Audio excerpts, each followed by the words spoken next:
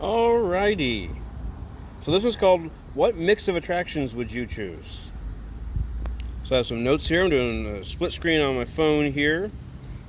So first, as we're planning the theme park of the future that we can build together, we should think about, okay, what things are at the park that are things that you can do other places, and what things or experiences are unique to the park. So for instance, I have written down here, let's say, jet ski on a lake. So you can jet ski on a lake, any lake theoretically, but some people have never jet skied, and so they're on vacation, they want to go jet skiing, and it's a theme park vacation. They might hope that they do have a jet ski. Or maybe it's simple as swimming in a pool.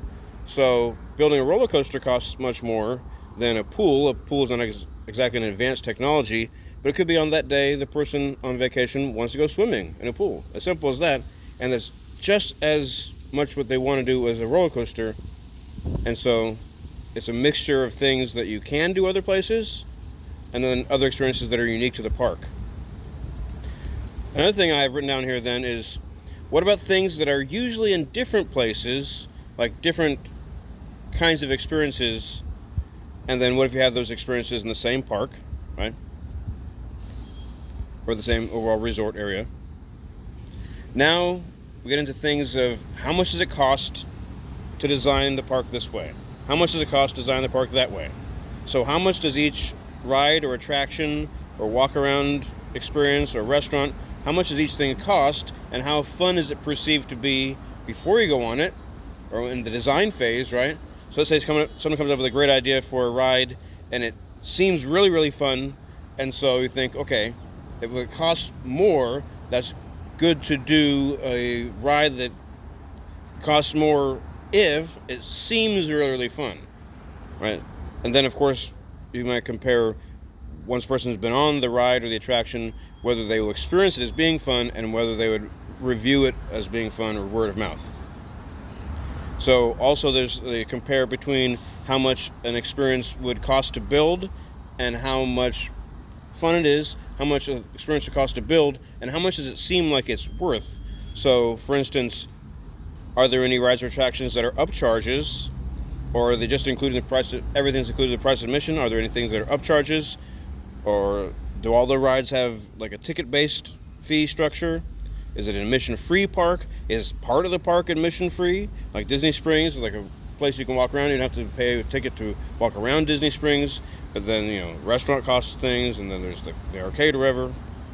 I'm not sure that's still there. It was when I went there in 2012 to Disney World. And so, how much at the beginning of the Park of the Future, as far as cost, would we have just like walking around spaces, and then do those spaces fill in with rides later, right? And then you see, like with Rivers of America, people are like, oh no, you're taking away Rivers of America. Oh, but the new Piston Peak looks pretty cool. The new artwork looks really good.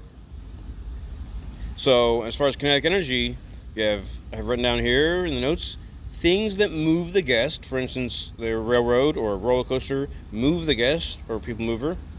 Things that appear to be moving that you can see, or the river or an animatronic. Things the guest can cause to move, and the ability for the guest to cause sounds or wind gusts. Really truck over there. Or other water effects. So that reminded me over here at Great America, where I am, California's Great America, is near where I am. There's a thing, so the river rafting ride has, and probably other parks have them too, you can put in a quarter or two, and you press a button, and it makes a water squirt, and it goes, and will it land on the person on the ride as they're going past. So, doing a thing that will affect other guests, and that makes me think of the importance of feedback from guests, whether they feel like there's enough kinetic energy overall, or they want it to be calmer, or louder, or softer, or especially need to have good building consensus when guests have the ability to do things that affect other guests, just like the water squirting thing I was saying, or what kinds of things are interactive on rides or in walk-around areas.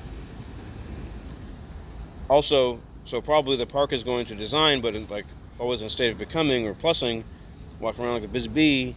We're design and redesign. So we're designing the park with the thought process: which part will be permanent, which part's semi-permanent, which part's temporary. Things that are just the way it is at the very beginning of the park because of the costs, and then fill in with other things.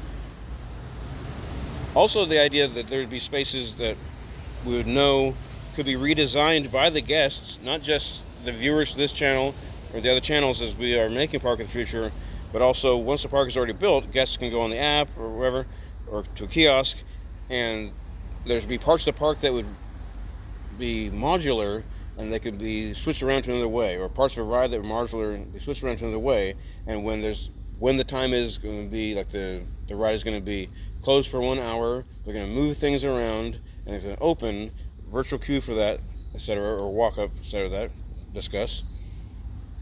And then being able to go onto a menu of options. Okay, we could move this thing to there, we could change the color of this light to that, so on and so forth, or have this song playing or that song playing, have this character appear then, or have this character interacting with that character in that scene there, right? And things can move around. And that is it for right now. I see I have 6 minutes of video here. What mix of attractions would you choose?